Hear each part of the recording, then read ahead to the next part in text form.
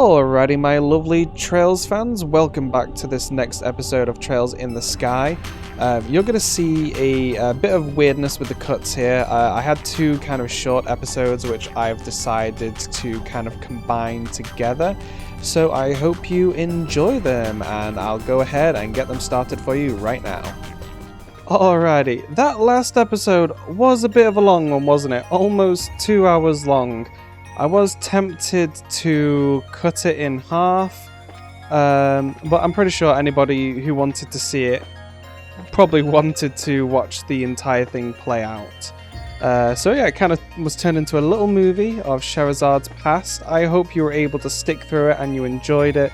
This episode probably going to be super short. I think this one's just another info dump about something that's happened in the past on Zemuria.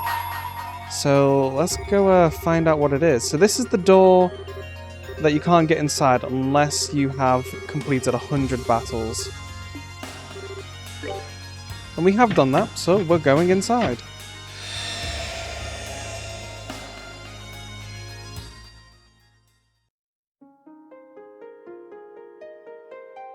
Speed things up a little bit. I shall grant to you a memory fragment and my blessing.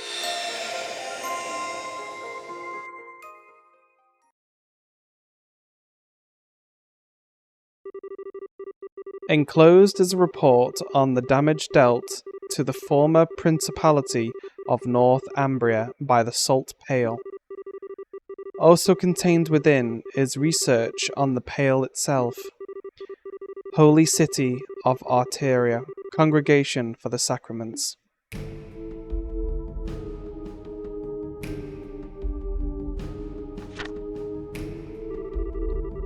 I hereby present this report to you, Your Holiness, ever at the side of the Goddess.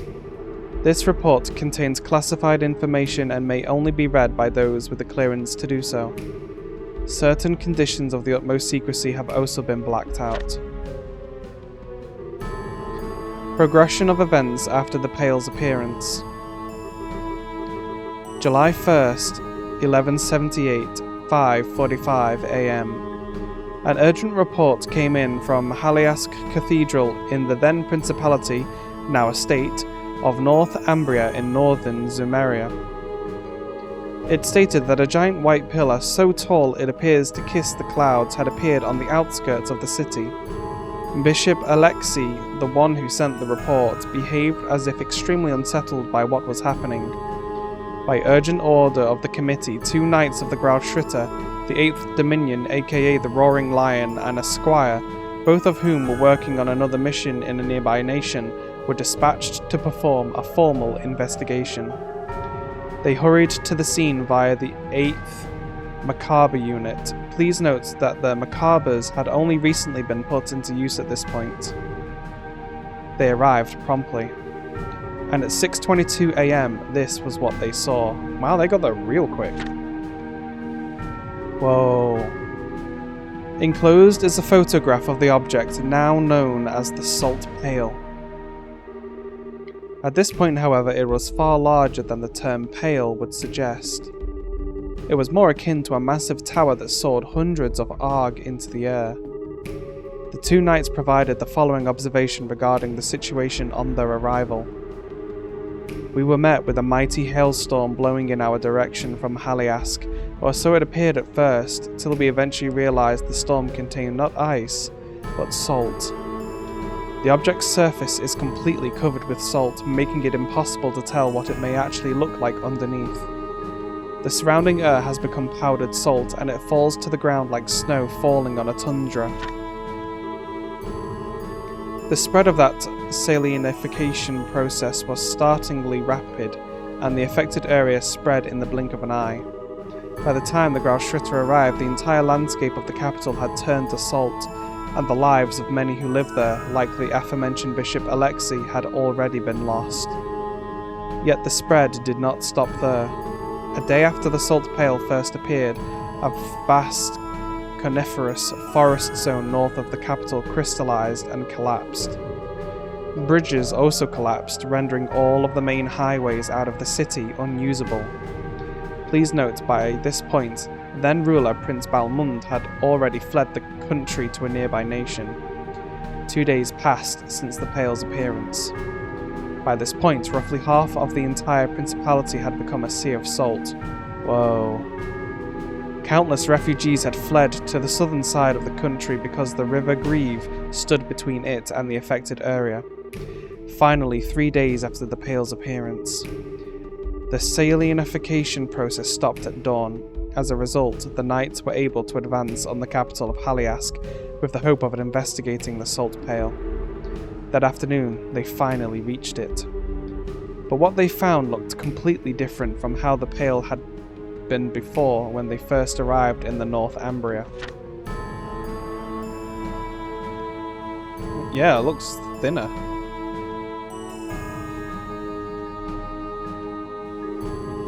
In the center of the salinified area, they found an object that was a mere 2.5 arg in height. Its surface was no longer blanketed in salt, rather it looked as if something had been carved out of it. It is now believed that the Pale's mass decreased as the salinification process progressed. In its smaller state, the Pale had lost its power to turn swaths of the country to salt, but its ability to salinify was still very much intact. Anything that touched it, even for a millisecond, was instantaneously turned into salt. It was one of the utmost importance to handle it with care. In order to complete the mission without physical contact, the Grau Schritter required the use of the sacred tool, Glipnir, which was delivered to them from the high seat in Arteria. Since then, it has been kept closely sealed away deep within the high seat in Arteria. Still, while the recovery mission was ultimately deemed a success, the damage already caused was equally vast and significant. No damage to the surrounding nation was reported, but it resulted in the destruction of 3 of the 5 administrative districts of the principality, including its capital. Over a third of the total population, along with travellers from elsewhere, lost their lives. This is not to say nothing of the emotional damage caused. Due to its sudden outbreak, the hearts of North Ambria's people were overwhelmed with fear and uncertainty. From a humanitarian and a religious perspective, a swift response from the Septium Church was all but necessary. The decision was made to dispatch personnel to the region right away, and upon arrival they set about rebuilding the damaged churches and healing both the physical and mental wounds of the people. Those who were left orphaned in the crisis were taken into gospel facilities where they would be cared for until adulthood. The northern region of the country, which had been turned entirely to salt, was placed under the church's control. It has been a restricted area ever since.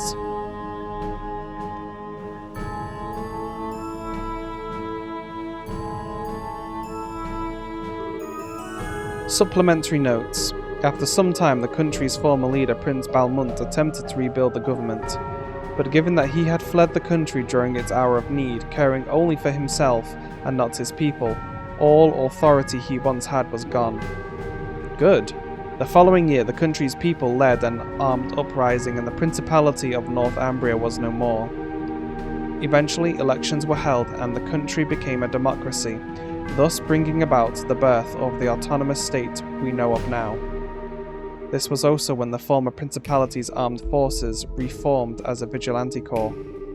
Given the extreme poverty of the state, however, the majority of said corps considered gathering foreign currency to be of the utmost importance. This was how the large-scale Jaeger corps known as the Northern Jaegers was first established. As far as the rest of Zumeria is concerned, this is where the tale of the Salt Pale ends. But a number of very important questions still remain unanswered. Perhaps the most obvious of these is where it came from. Despite the considerable size of the object and that it appeared on the outskirts of a populated city, no information is available regarding the moment it first appeared. The most popular theory is that its appearance was due to something akin to spatial translocation, but no hard evidence exists to support this or any other theory. Of more importance, however, is its positioning in the teachings of the Septium Church. The Pale is clearly different in nature to artifacts and appears to be a more fundamental manifestation of the goddess's powers of creation, committee report. With the limits of our knowledge at present, this is as far as we can get to the truth. There are some who have proposed it may be one of the septarians, but no evidence has been found in legend or scripture to support this belief. Nevertheless, these questions and many others need answering, and the Congregation for the Sacraments continues to study the salt pail to this day. The most accepted proposal comes from those who believe the pail should be seen as nothing more than a gift from Adios, and they continue to consider various means for her church to make good use of it.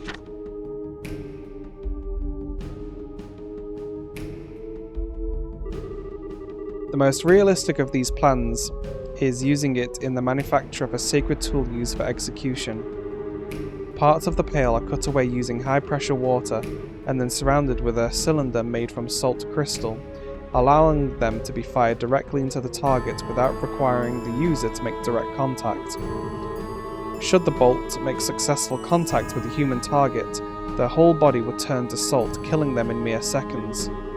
There are no known means for reversing or stopping the process. So just like Kevin used to kill Wiseman. This approach does not come without flaws. It seems unwise to be careless with an object we still do not understand the true nature of, for one thing. There are also humanitarian concerns with executing someone in this manner. Still, it does bear mentioning that should there ever be a case where a target needs to be eliminated without fail, this would be the most surefire way to carry it out. Yeah, no kidding.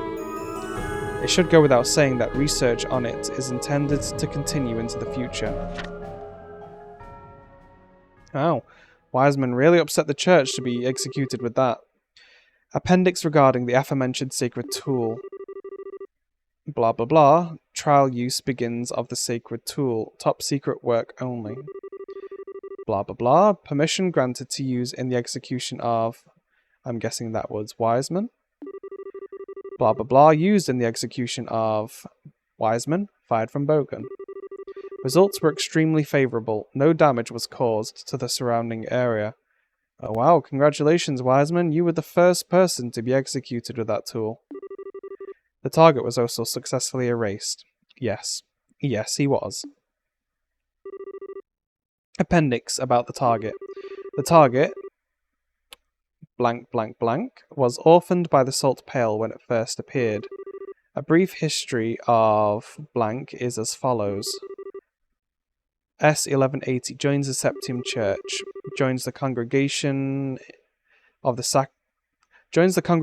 Sacraments as an official in 1185, 1190 promoted to bishop, 95 declared a heretic and excommunicated from the church. That pretty much cinches it. That was definitely Wiseman. And petrify as a gift, of course. Wow. A little bit of backstory into Wiseman. I can't remember his first name for some reason. So he was originally orphaned by the salt pail, and I know it's kind of sad that the fact that they used that tool to execute him as well, but they wanted to make sure that he was definitely dead. Alrighty, so yeah, that was a bit of a shorter one. Let's see. So I suppose that kind of makes up for the fact that the last episode was incredibly long. But the next door I believe we're going to next is going to be 400 battles is the next one, and then we've got Ren's door, and then we have this one for visiting all of the other doors. So I have not gotten the 400 battles yet, so that's what I'm going to be doing now.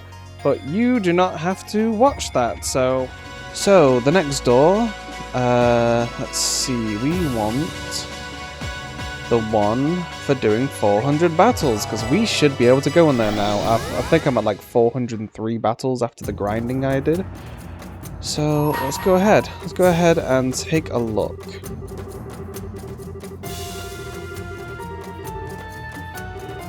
Very good. Very good.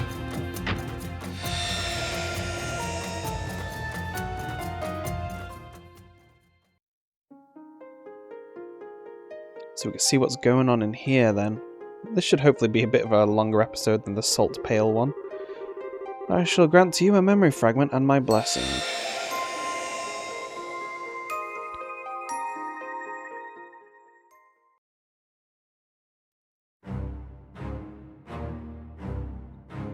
Oh.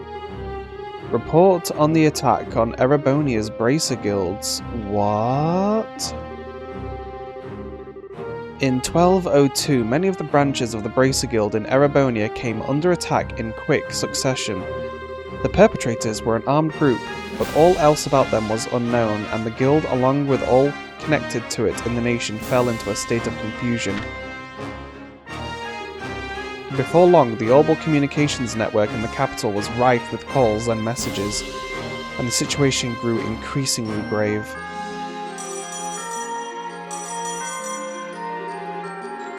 From Intelligence Division 1st Subdivision to General Staff Office. At dawn yesterday, the capital's guild houses were completely destroyed by powerful explosives. According to the 2nd Subdivision's analysis, the explosives were likely set directly below those buildings in the city's underground waterways. Judging by explosives used and means employed, this was the work of professionals. Currently working to confirm the locations of potentially dangerous persons within the country. From Intelligence Division 3rd Subdivision to Intelligence Division 1st Subdivision. A Jaeger member has been found among those suspected of entering the country illegally. Confirmed to be responsible for logistics in the Jester Jaeger Corps. Keep an eye on other members of the same corps in the country. From Erebonian Bracer Guild to Labelian Bracer Guild Gransel Branch. At dawn today, the guild houses in Heimdall came under attack. We are unable to contact the bracers charged with overseeing them. We request the aid of high-ranking bracers. This is urgent. We repeat, this is urgent. From Intelligence Division 1st Subdivision to General Staff Office. The Bracer Guild here in Erebonia has sent a message to the guild's Gransel branch. Judging by the content of the message, at least one high-ranking bracer will be entering Erebonia in the coming days. We request they be pursued and put under strict surveillance upon arrival. Wow. 2 days after the assault began, Cassius Bright, S-rank, arrived in the Imperial capital. He assumed the post of provisional representative of the Erebonian Guild. After doing so, he assessed the damage to the guilds and called for the bracers assigned to them, who had become scattered in the chaos, to reconvene outside the city. He also ordered a halt to all Orbal communications to prevent interception by the enemy. By this point, guilds in 6 cities had been attacked, and the Bracer Guild in Erebonia was beginning to struggle to function. The branches that had not been attacked requested the army's protection. However, they seemed to be in no hurry to grant their support, making it clear that they could not be counted upon. Meanwhile, the provisional representative was able to estimate the rough location of the enemy supply base from their movements up to that point. And after choosing a small number of bracers who were familiar with the area, he sent them to try and find it. His reasoning for going with this approach was that he had concluded the enemy would have to build a supply base inside the country because of how strict Erebonia's border controls are. It did not take long for his lose the battle but win the war strategy to produce results. From Intelligence Division 1st Subdivision to General Staff Office, the bracer sent by Labelle's Guild is confirmed to be one Cassius Bright. Bright is an S-rank bracer whose file in our subdivision has him rated as an L4 threat, the second highest level possible. He is also the man believed to have commanded the counter-offensive against the Imperial Army during the 100 Days War. May potentially pose a threat to national security, so he is being carefully watched. From Intelligence Division 1st Subdivision to General Staff Office. Attempt to track Cassius Bright failed. Current whereabouts are unknown. However, as requested by HQ, we have not raised the alert level and have left it as it stands. Several bracers are currently travelling aboard a train. We believe them to be taking part in some kind of operation. From Intelligence Division 1st Subdivision to General Staff Office. 6 bracers assaulted the Jaeger's base. The Jaegers inside the base were apprehended. We have identified them to be members of the Jester Jaeger Corps.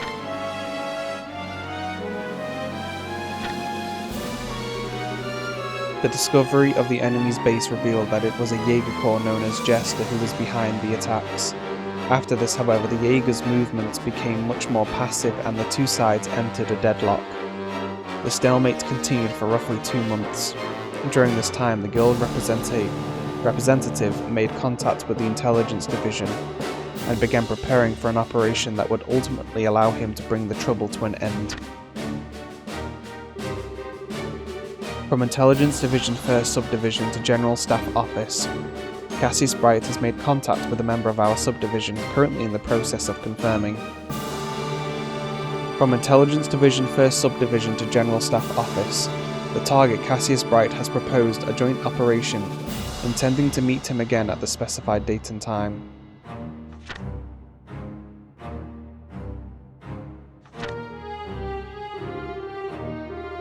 Strategic Analysis of the Bracer Guild Attack, Intelligence Division's 2nd Subdivision.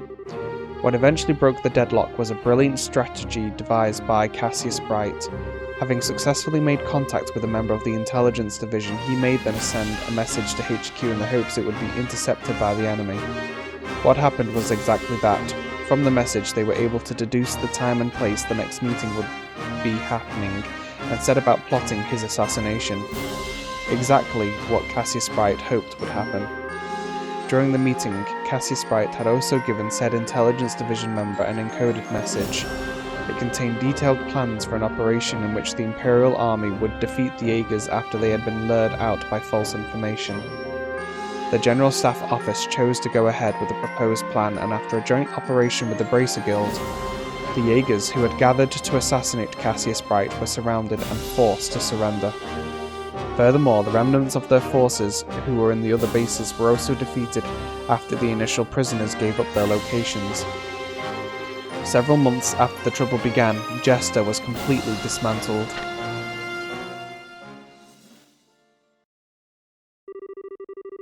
From Intelligence Division 1st Subdivision to General Staff Office, raising the threat level of Cassius Bright S-Rank Bracer effective immediately. Henceforth, he will be regarded as an level 5 threat. He poses a severe threat to national security and must be placed under strict surveillance if he ever enters the country again. From Intelligence Division 1st Subdivision to General Staff Office, confirm that the surveillance target left the country today. His departure was without incident.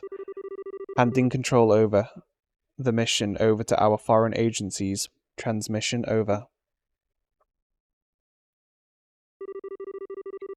From GSO Special Investigative Department to His Excellency the Imperial Chancellor. We have also confirmed Cassius Bright's departure. We shall continue to pursue him, but he has not shown any suspicious behaviours to date. We have yet to confirm any interactions between him and the minstrel. We'll continue to follow their movements.